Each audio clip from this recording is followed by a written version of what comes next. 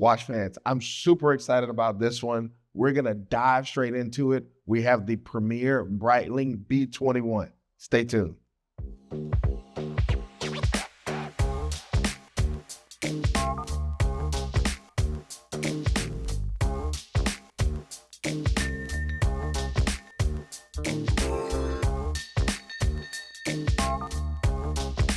Okay, so you typically would not hear me say the words, we're going to dive into something when we're talking about a Premier, which is going to be a captain's watch.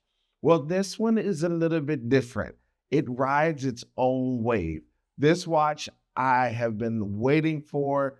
I mean, I was super excited and wanting it to release when I was a Breitling captain in the past. And this watch is finally here. Yes, the remake and the introduction, this one being really a good homage piece to the 1943 release of the Premier, which was done actually by the Breitling family. This watch is phenomenal. They have finally brought us the Tourbillon. Yes, the Tourbillon is here. It is in the Premier collection. It's in that captain's watch. And so, yeah, when we say dive into it, yeah, we're talking about a watch that you can absolutely dress, looks great in your dress blues, but it is actually going to be the phenomenal piece for every day. It's actually made in 18 karat gold. I really feel like this piece is not just luxury. It is everything that we've been waiting for Breitling to do.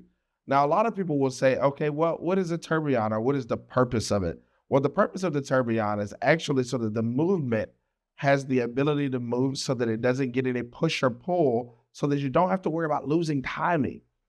Fine. Absolutely everything that you need, especially when you're on the water, when you're navigating on the water, which was its original purpose. So that way you did not have to worry about the time being off because of the push or pull of gravity itself. So this does keep the escapement where it can definitely do what it needs to do with the balance spring as well. And so we can get more accuracy and more movement out of the watch itself. And I really feel like they did a phenomenal job on this one. This particular one is actually going to be with the silver dial. I love the applied markers that are actually put on the watch as well. It gives that nice classic 1940s feel. And think about it. This was a big deal because we had not too long before then went from pocket watch to wristwatch to now, not just wristwatch, but style inside of a wristwatch. And remember, this is World War II. So we actually have a lot that's going on. There are things that it actually has a genuine purpose for. And then outside of that, it's actually going to be a watch that you can use. It's functionable for every day. So it is a tool watch that can definitely be used for every day. Breitling truly did follow the rules on this one when you say form versus function. With those applied markers, again, it gives me that perfect little touch of classicness to it.